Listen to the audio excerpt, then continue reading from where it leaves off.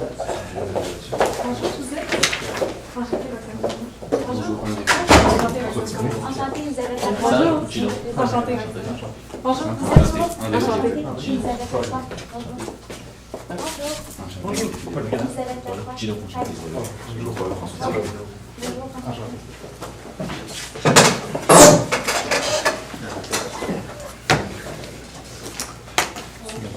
Avant de débuter, on voudrait juste rappeler que chaque équipe dispose de 24 minutes afin de présenter ses choix au juge. Les 12 premières minutes de la présentation sont considérées comme étant protégées.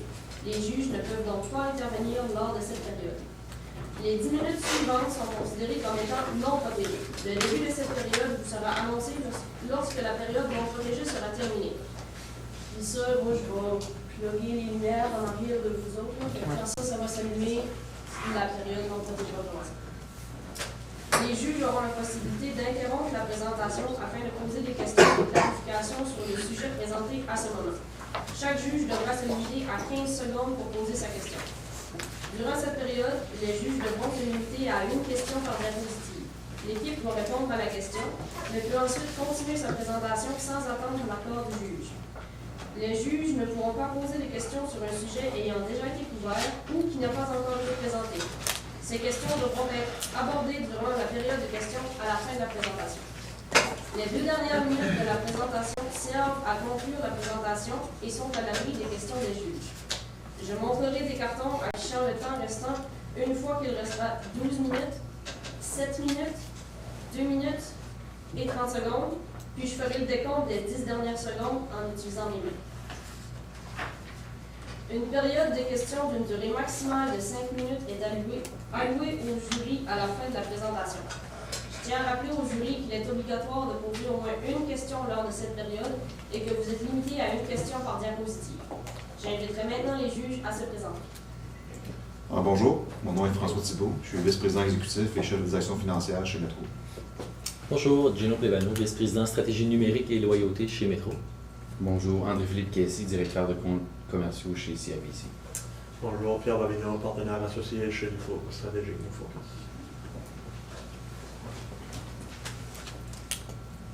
Depuis vos débuts, vous avez su prendre les virages nécessaires pour garder votre position sur le marché, pour garder votre avantage concurrentiel et rester intègre avec vos valeurs.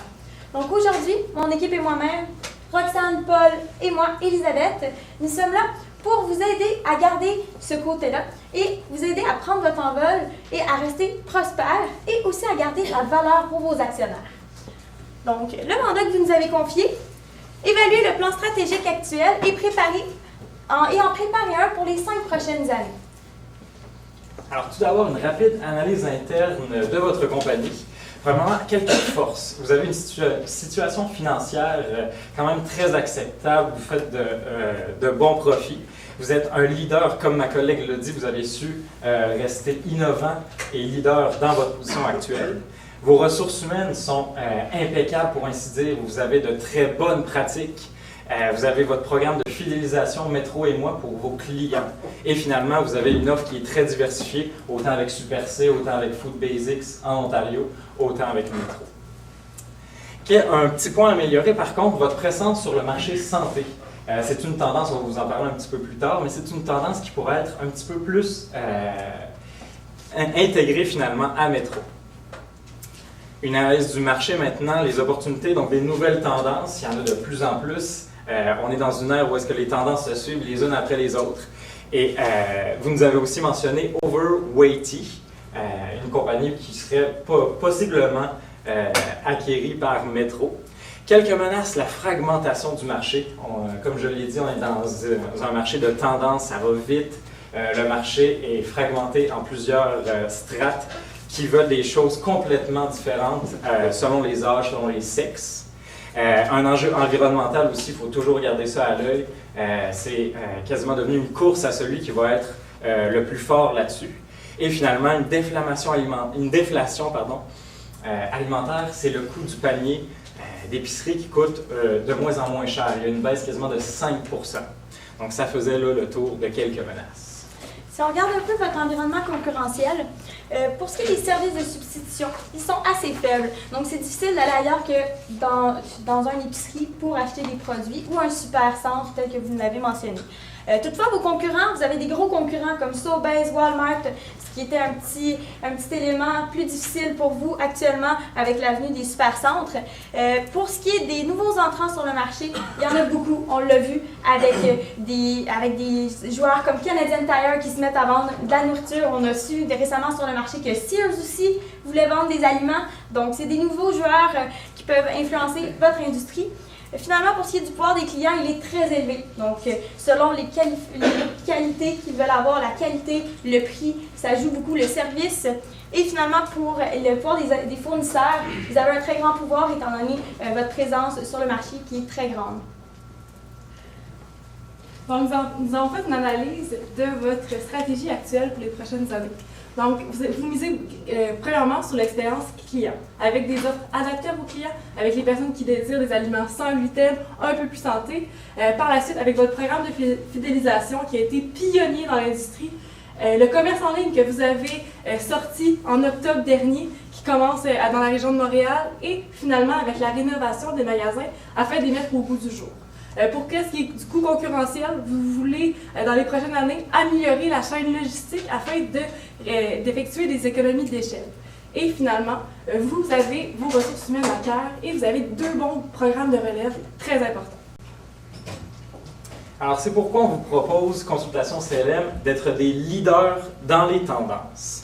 Premièrement, on va essayer de bonifier le service au maximum de métro et finalement, on va le surpasser, ce service-là. Donc, comme je viens de le dire, on va bonifier le service, essayer d'amener votre situation actuelle et d'évaluer votre plan pour l'optimiser. Donc, si on regarde la situation que vous aviez au départ, votre stratégie actuelle, nous, on veut la bonifier. Donc, ce qu'on aimerait faire pour l'expérience client, c'est vraiment développer encore plus votre commerce en ligne qui était seulement à Montréal. Donc, on va voir l'étendre, on va voir comment on va faire ça un petit peu plus tard avec ma collègue. On veut ajouter une nouvelle section à vos supermarchés également qui irait chercher un nouveau segment de consommateurs. Donc, ce qui est parfait pour vous et qui suit les tendances. Ensuite, pour ce qui est des coûts concurrentiels, on veut optimiser votre chaîne logistique avec ces actions-là. Et pour la relève, ça va être très important de faire participer votre relève avec des comités donc de mentorat avec les gens qui vont prendre leur retraite, les dirigeants, les chefs d'équipe et leurs subalternes qui vont nécessairement prendre leur place. Donc, ces changements-là, ils sont pour l'avenir. Donc, ça va être très important de les impliquer dans ces décisions-là parce qu'on veut qu'ils se sentent concernés et qu'ils voient plus grand chez Métro. Donc, brièvement, votre plan, on vous présente un plan de développement du panier en ligne. Présentement, comme on l'a dit précédemment, vous êtes seulement à Montréal. Nous voulons, dans 1 an, que vous soyez disponible dans toutes les grandes villes, que vous offriez le système de cueillette et de livraison. Par la suite, l'objectif pour l'année 5 est d'être le pionnier dans votre industrie et d'offrir ce service-là à grande échelle dans tous vos établissements. Pourquoi? Parce qu'on sait que vos compétiteurs sont déjà dans ce créneau-là aussi et on prévoit qu'eux aussi vont vouloir s'élargir. Par contre, on veut que vous soyez les seuls qui soient disponibles dans les plus petites municipalités et dans les milieux un peu plus ruraux. C'est sûr que vous demandez comment faire des profits en étant dans les endroits où il y a le moins de population. On va vous montrer comment rester profitable, même en servant le plus de population possible. Donc, principalement, pourquoi qu'on veut servir le plus de population possible? Parce qu'on veut garder la valeur ajoutée qui est si importante pour vous, pour vos clients. Vous allez devenir le pionnier, et vous allez devenir le seul qui va offrir ça à toute la population. Donc, on vous conseille aussi de l'offrir à plus grande échelle. Vous l'offrez présentement seulement avec Métro. On vous conseille d'élargir avec Super C, Food Basic, qui est principalement en Ontario et finalement à Dennis. Pourquoi? C'est pour optimiser votre logistique. Comment optimiser la logistique? En ayant toutes vos bannières sous le même système de service en ligne, vous allez pouvoir remplir vos camions qui vont distribuer à plus grande échelle et vous allez réduire vous allez avoir une optimisation plus grande. Ce qui va vous créer une économie d'échelle et va vous permettre de rester concurrentiel et de faire des profits, même si vous livrez à plus grande échelle que vos compétiteurs. C'est sûr qu'il y a des enjeux, comme j'ai dit précédemment, de distribuer à plus grande échelle, d'aller dans les zones plus rurales. Oui, il y a des risques de perdre de l'argent. Par contre, c'est sûr que les personnes qui habitent dans les régions moins peuplées sont conscientes qu'une entreprise comme vous n'ira pas livrer à leur porte. Donc, on vous conseille de seulement offrir le système de cueillette pour ces personnes-là qui sont dans des régions plus éloignées, comme à Moncton. Donc, les personnes qui ont un métro à proximité de chez eux vont pouvoir faire leur commande en ligne et aller chercher. Ils vont être contents parce qu'il n'y aura personne d'autre que vous qui va offrir ce service-là. Ça va fidéliser les clients, bien sûr, et ça va leur donner la qualité que vous souhaitez. Donc, comment implanter ce plan-là? On veut que votre relève, le bassin des milléniaux qui travaillent pour vous, soit impliqué dans ce projet. Pourquoi? C'est un projet qui est super tendance, c'est très d'actualité, et on croit que les milléniaux, c'est la personne les mieux placés afin de choisir les enjeux de ce problème-là et bien effectuer la stratégie. Par la suite, c'est sûr que ça va être important d'avoir une optimisation de la chaîne logistique. Donc, chacune de vos établissements, dans les prochaines années, vont avoir une section trisonde qui va être ajoutée afin d'assurer la qualité du produit et la fraîcheur de ceux-ci. Par la suite, ça va être important d'acquisitionner une flotte de camions. Et puis, la flotte va être acquisitionnée en grand nombre pour couvrir les plus grandes parties, soit les grandes villes et les forts bassins. Vous allez faire des économies d'échelle, étant donné que vous allez en acheter plusieurs à la fois. Donc maintenant, si on regarde une autre façon d'aller améliorer votre stratégie actuelle, d'aller la bonifier, donc ce serait en achetant une section zéro déchet à vos supermarchés, à vos métros, bien plutôt à vos Super C. Donc, c'est une tendance qui est très santé en ce moment qu'on a. On le sait, les gens veulent manger mieux, ils veulent quelque chose de plus écologique aussi. On le sait, on a du suremballage dans les épiceries. C'est impressionnant à quel point le pain est emballé dans 3 sacs différents de plastique. Donc, en ayant une section zéro déchet, ça va chercher la fibre plus environnementale des gens. On le sait que c'est une fibre qui s'en vient en grandissant chez l'être humain. On a une conscience environnementale plus grande. Donc, on vous conseille de l'appliquer dans les chaînes Super C et Food Basic, d'acheter une section vraiment où c'est des produits en vrac. Donc, on le sait que vous avez déjà des produits en vrac dans certains de vos métros.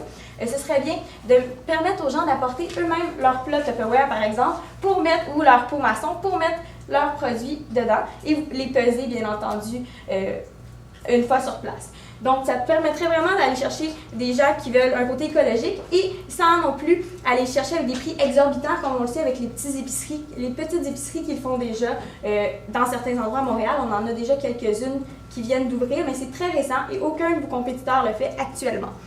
Donc, ça permettrait aussi de faire des ventes croisées. Donc, de vendre du même coup des plats ou des pots ou des sacs pour mettre les produits en vrac qui sont réutilisables. Donc, ça permettrait d'augmenter les ventes aussi, en plus d'aller chercher des profits reliés à cette vente-là. Et c'est des produits qui demandent moins d'espace aussi, dû à moins d'emballage. Donc, pour l'optimisation de vos espaces d'entreposage, ce serait idéal. Donc, on profiterait du fait que vous êtes en train de faire des rénovations dans plusieurs métros un peu partout au Québec pour ajouter cette section-là.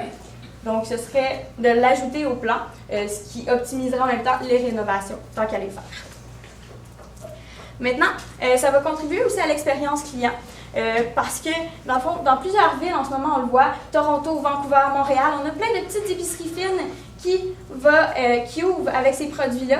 Mais c'est des produits beaucoup plus dispendieux, c'est des produits souvent très biologiques, vraiment plus coûteux pour les clients.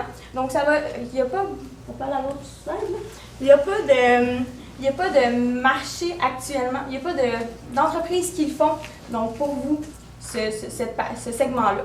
Donc, ici, on voit qu'il y a 70% du plastique dans les sites d'enfouissement qui est lié aux produits d'emballage alimentaire. Donc, on voit que c'est un réel problème. Ça montrera en même temps votre empreinte environnementale et ça va chercher justement le segment de clients qui se préoccupe de l'environnement. Donc, ce que j'essayais d'expliquer tantôt pour la concurrence, c'est ça. Donc, petites épiceries qui sont très élevées avec une grande valeur.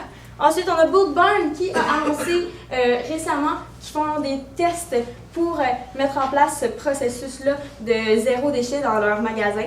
Donc, c'est des produits beaucoup plus, avec des prix plus faibles et une valeur moins grande. Donc, nous, on vous propose de situer Super C et Food Basic juste ici. Donc, avec un prix un petit peu plus élevé, où il n'y a pas encore d'acteurs. Donc, aucun de vos compétiteurs directs le font. Et ça va aller chercher une nouvelle clientèle dans vos magasins. Donc, comment implanter ces sections zéro déchet à l'intérieur de vos établissements? C'est sûr qu'on vous conseille une introduction graduelle avec une période test de 6 mois afin de tester la population sur la réceptivité de ce type de produit-là. Comment communiquer cet élément-là? C'est sûr que pour vous, ça va être un élément de transparence extrême, ça va vous montrer votre bonne empreinte écologique. On l'a vu aussi beaucoup sur votre site web et sur vos plans stratégiques que vous avez montré. L'environnement est au cœur de vos décisions. C'est pourquoi on a pensé à vous proposer ça. Ça va être important de faire un communiqué de presse à la population afin de les informer de cette bonne nouvelle et finalement de faire des publications sur vos réseaux sociaux et sur votre site web afin de mettre de l'avant cette belle initiative. Alors, on vient de vous expliquer un petit peu ce qu'on pensait de votre plan stratégique. On vous a formulé des recommandations par rapport à ça. Mais nous, on voulait plus, on voulait surpasser votre service. On veut que vous deveniez la référence. Donc, comment on va surpasser votre service? Donc, en ce moment, vous êtes déjà la référence. Bien, comme on l'a mentionné plus tôt, il y a des petits points améliorés pour le marché santé. Donc, on vise beaucoup là-dessus, mais c'est une tendance grandissante. En ce moment, il y a 55% des consommateurs qui achètent du bio, qui ont acheté du bio, qui achètent du bio dans leur épicerie. Donc, c'est quand même un élément à considérer. Ensuite, c'est un marché qui croît de 14,7% depuis 2015. Entre 2015 et 2016, ça a eu cette croissance-là, ce qui est quand même considérable et ça va en augmentant encore. On le sait, c'est une tendance qui est très présente partout dans le monde. Maintenant, ce qu'on vous conseille, c'est de faire une acquisition. Une acquisition où vous allez conserver la culture, la marque et l'équipe de gestion existante sur cette entreprise-là qu'on vous conseille d'acquérir. Parce que c'est pas un secteur c'est un secteur plus particulier où il faut des connaissances plus poussées sur tout ce qui est la traçabilité, l'équité aussi des produits, pour ce qui est vraiment spécialisé dans le biologique. Donc nous, on a analysé plusieurs opportunités d'acquisition tout d'abord. Donc, vous nous aviez parlé d'Overweighty.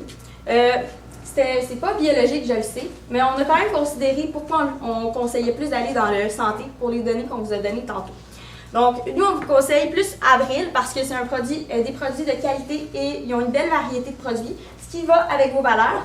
Ensuite, dans leur offre de produits, ils ont des produits de pharmacie, donc des produits avec des médicaments naturels et des produits d'alimentation naturelle, ce qui rejoint aussi vos deux segments de marché qui sont les pharmacies et l'alimentation sur lesquels vous voulez focusser. Et pour ce qui est de la géographie, c'est au Québec en plus, donc ça rejoint votre public cible. Et finalement, la consolidation du marché pour ce type d'industrie-là est faible. Donc, il n'y en a pas des tonnes. On le sait, les compétiteurs dans ce marché-là, on a Avril qu'on vous propose d'acquérir et on a Rachel Berry qui sont plus présents au Québec, mais il n'y en a pas des tonnes qui offrent dans ce secteur-là d'épicerie spécialisée. Donc, comme j'ai dit, on vous conseille d'acquérir Avril parce qu'ils ont 6 magasins répartis un peu partout au Québec qui vous permettraient d'avoir des économies au niveau de la distribution partout au Québec. Et ils ont un service d'épicerie en ligne aussi. On le sait, vous avez entamé des démarches pour ça en ce moment. Vous aviez une période test. Donc, peut-être que vous pourriez bénéficier aussi de leur expertise, de leurs tests qu'ils ont fait déjà par rapport à l'épicerie en ligne. Donc, Avril ont 200 employés. Ils ont pour objectif, pour les 5 prochaines années, d'ouvrir un magasin par année. Donc, ils ont quand même des objectifs de croissance. De là, notre décision de vous conseiller d'acquérir Avril parce que c'est une entreprise qui correspond à vos valeurs, qui ont des objectifs de croissance, tout comme vous. Ils font énormément d'investissements, ils sont investis dans leur communauté, tout comme vous. Et ils ont une image aussi qui va bien avec la vôtre. Ils ont des valeurs similaires. Donc, cette acquisition-là permettrait aussi de répondre à un de vos enjeux, qui était de rallier les baby boomers et les milléniaux. Donc, on le sait, les baby boomers, ils sont à la retraite, ils veulent en profiter pleinement, ils s'approchent de la fin de leur vie, donc ils veulent en profiter le plus au maximum, ils veulent manger santé. Ensuite, les milléniaux. Les milléniaux sont des jeunes familles, ils veulent prendre soin de leurs enfants. On est dans une tendance où c'est santé, c'est bien de manger santé, c'est bien tout ce qui est naturel. Donc, on va chercher ces deux parties-là. Donc, nous avons évalué un coût projeté de l'acquisition de 31,03 millions. Comment nous avons cherché ce montant-là? C'est au prorata de vos précédentes acquisitions. Par la suite, on sait que vous êtes très bon dans les acquisitions. C'est pourquoi on va passer brièvement sur l'implantation. Donc nous, les éléments qu'on vous conseille, qu'on croit qui sont très importants afin d'avoir une acquisition réussie sont l'étude de faisabilité, bien sûr, l'analyse des synergies pour deux entreprises, soit la culture des entreprises, et finalement, de faire un contrôle diligent des données financières. C'est une entreprise qui n'a pas des états financiers publics, donc ça va être important de faire affaire avec une firme externe afin de faire une analyse complète et diligente de ceux-ci. Finalement, pour les démarches légales, c'est sûr qu'on vous conseille des clauses de non-concurrence afin que cette entreprise-là ne commence pas à ouvrir d'autres magasins sur une autre entité. Et finalement, d'avoir une gestion de changement complète, comme mon collègue va vous parler. Alors en fait, ça va être important, les employés d'Avril, la compagnie qu'on vous suggère d'acquérir, de leur faire un communiqué très important, leur expliquer qu'est-ce qui va changer dans leur travail, qui est placé où maintenant dans l'entreprise, pour qu'ils aient une question là, de transparence, pour qu'ils aient là, le portrait global de ce changement-là. Également, on pourrait, dans les décisions mineures seulement, intégrer ces employés-là, voir est-ce qu'ils pensent qu'il y a des meilleures façons de faire et comment on irait chercher cette intégration-là. On pourrait faire des sondages tout simplement aux employés, peut-être faire également avec leur structure. Il faudrait voir qui ferait le sondage et à quel niveau, mais on vous suggérait là, d'agir ainsi.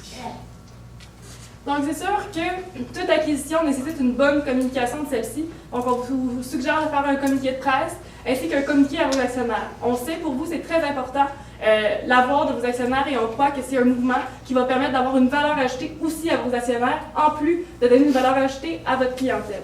Et finalement, on a analysé votre système de gouvernance à l'interne et on vous conseille d'utiliser le même système. Vous avez un système de gouvernance bien établi et bien détaillé. On croit que d'avoir un administrateur indépendant, comme vous le faites déjà, est la meilleure solution. Et aussi d'inclure peut-être un directeur d'Avril dans le conseil d'administration de votre entreprise afin de peut-être avoir ses commentaires. Aussi, c'est une entreprise qui a grandi très rapidement et qui est très florissante. Donc, on croit qu'eux aussi ils ont beaucoup d'éléments à vous apporter. Alors, on a bonifié votre offre de service. On a essayé de la surpasser en vous proposant d'acquérir Avril. Et c'est comme ça, on pense là, que vous devriez agir pour les 5 prochaines années pour garder votre position actuelle et aller chercher le plus de clientèle possible, aller chercher autant des milléniaux, autant des personnes un peu plus âgées, les baby boomers, et afin là, de garder votre croissance actuelle et, si possible, de la faire grandir.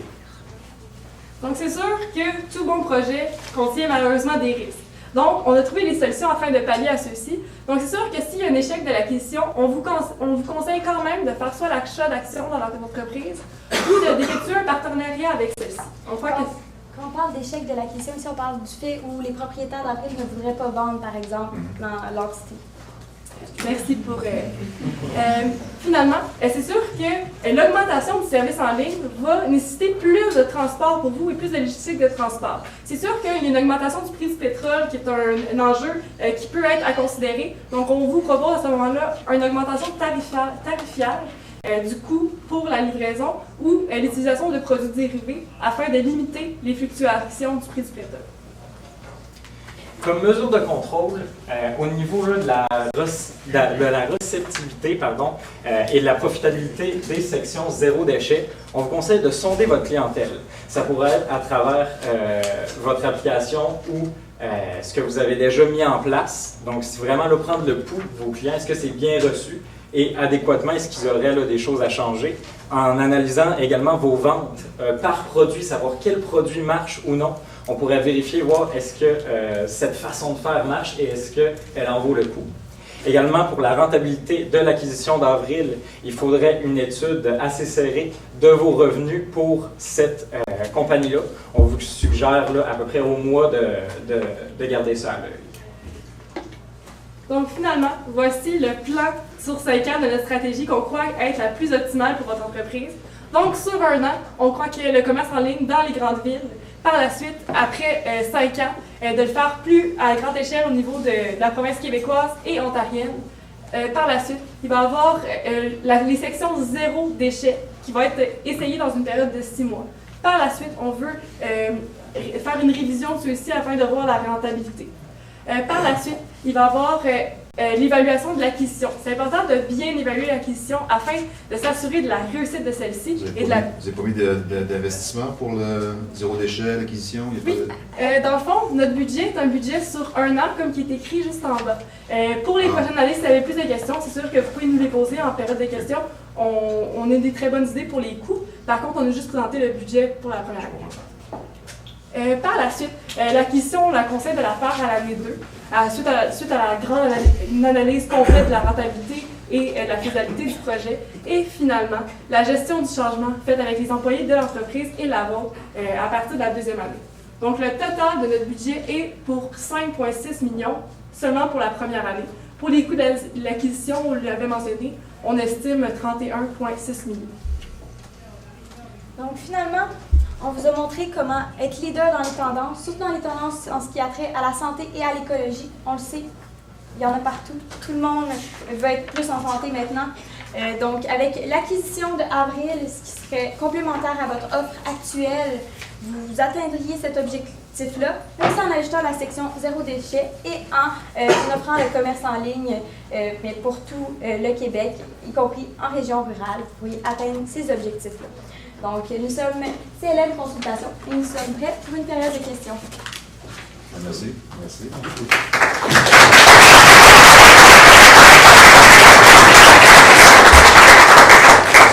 Comme d'habitude, j'ai beaucoup de questions. Juste, question assez globale.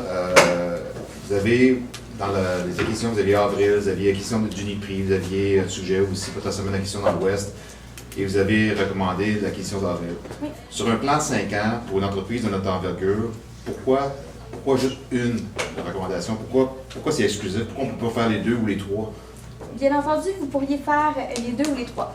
C'est sûr que sur un plan 5 ans, Avril vous offre une possibilité de croissance interne aussi. Donc, en faisant l'acquisition de Avril, on sait que vous aimez croître de façon organique. Donc, ça vous offrirait la possibilité de décider les prochains endroits où ils vont être également, et même de bâtir les nouveaux métros ou Super C avec l'option Avril et d'offrir comme ça une offre bonifiée à vos consommateurs. Mais Uniprix, par exemple, les sujets Uniprix, donc le secteur pharmaceutique, vous en pensez quoi comme secteur de croissance? C'est sûr qu'actuellement, vous avez déjà beaucoup d'actifs dans le domaine pharmaceutique, des pharmacies. Donc, en allant chercher Uniprix, en plus à votre portefeuille, c'est sûr c'est moins diversifié un peu. On reste dans le secteur des pharmacies. Vous avez déjà Brunet, il y a un petit risque de cannibalisme ici. Là. Donc, si vous allez dans un secteur comme les aliments santé, qui est un secteur très nouveau, donc, vous allez chercher des parts de marché que vos compétiteurs n'ont pas nécessairement avec ce produit-là. On sait au Québec qu'il n'y en a pas des tonnes. Et tandis que dans le secteur de la pharmacie, on sait que c'est un secteur qui a beaucoup de pharmacies, tandis qu'il n'y en a pas beaucoup d'acteurs dans le secteur des aliments de santé. Donc, c'est pour ça qu'on vous conseillait plus ce produit-là. Y a-t-il une raison pourquoi c'était Uniprix par rapport à Family Prix ou Jean Coutu ou Proxim? Uniprix, c'était présenté dans le cas comme étant une entreprise potentielle pour vous, une opportunité d'acquisition potentielle. Donc, c'est pour ça qu'on a pris celui-là. Sinon, c'est sûr que Family Prix, ça pourrait être une autre option. Mais on avait pris Uniprix en comparatif pour ça. J'en ai d'autres, je sais. Quand vous parlez des revenus ou des investissements pour lancer le service de commerce en ligne, quel genre de revenus et de profitabilité vous voyez à ce service-là? Mais c'est sûr que, comme que vous l'avez déjà vu à Montréal, c'est un service qui est très en demande. Si on regarde nos voisins européens, c'est un service qui prend beaucoup d'ampleur et qui a une très grande profitabilité. C'est prouvé. Dans le fond, les entreprises qui travaillent dans le même domaine que vous, qui offrent le service, ont des retombées très importantes. Donc, c'est sûr que nous, c'est en se basant sur cet élément. On est conscient que la zone est moins peuplée au Québec. Par contre, en offrant l'offre, le service de cueillette, on va pallier à cet enjeu-là. Et c'est pourquoi qu'on est sûr que c'est la meilleure option pour vous. Pourquoi? Seulement regardant en Europe, l'Allemagne, c'est une des leaders dans le domaine du service du panier en ligne. C'est pourquoi qu'on vous le conseille. Puis comment on va se différencier? Parce que là, on va lancer ça, la compétition est là aussi. C'est quoi l'élément qui va faire en sorte qu'on va être différencié par rapport à la concurrence? C'est sûr que qu'est-ce qu'on vous conseille, ce serait d'avoir peut-être des réductions pour les personnes qui sont plus âgées, qui vont être peut-être plus stressées à utiliser le service que les milléniaux qui vont être très à l'aise avec celui-ci. On croit que ces personnes-là, ça va être les personnes à aller chercher plus grandement. Pour le reste, c'est sûr que je crois que les personnes qui sont déjà enclins à aller faire affaire avec vous vont faire affaire avec votre service en ligne. Et finalement, les personnes dans les zones rurales qui n'ont pas accès à d'autres services que le vôtre vont prioriser le vôtre en premier. Peut-être que dans les zones rurales, ça va créer un défi vis-à-vis des coûts, étant donné qu'on sait beaucoup plus de coûts comparativement à une épicerie comme telle. Avec la cueillette en magasin, vous n'aurez pas à faire la distribution non plus à domicile. Donc, c'est sûr que les coûts sont moindres en région pour ça. OK. Puis un autre élément qui est à considérer, c'est étant donné que vous œuvrez sur plusieurs bannières, vous allez avoir une réduction des coûts et des économies d'échelle qui vont être créées, étant donné que vous pouvez utiliser le même service de livraison pour Super C et Métro. En même temps, dans la région d'Ontario, vous pouvez utiliser le même principe avec, dans le fond, mais il y a une synergie dans le fond de vos produits, de votre offre de produits, même si ce n'est pas la même marque. Et on croit que d'optimiser ces fortunes ensemble, ça va créer des économies. Au début de la présentation, vous avez mentionné la déflation actuelle. Je vais vous poser une question difficile. L'inflation, c'est qui contribue à la hausse des ventes. Supposons que la déflation persiste pendant 5 années. Qu'est-ce qu'on doit faire différemment pour croître les ventes par rapport à ce qu'on a fait dans les 5 dernières années, dans un environnement déflationniste? C'est pas facile.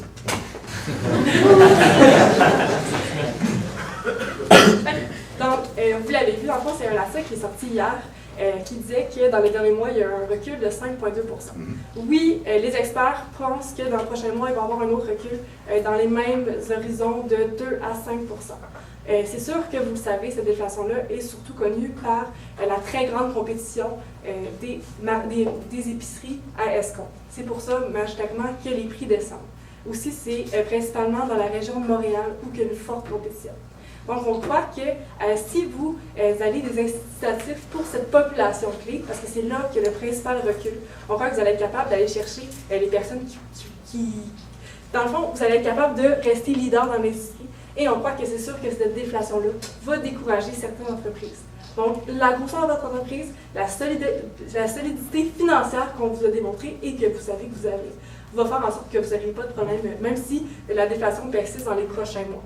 C'est sûr que ce ne sera pas une déflation qui va durer éternellement, étant donné qu'on sait que le coût de la vie augmente de 2 % annuellement. Donc, on ne croit pas qu'il y aura un décret de 25 % dans la prochaine année. Ça serait impossible et irréaliste.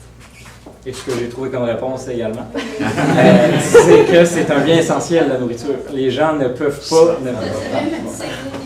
C'est bon. Correct. C'est un bien essentiel.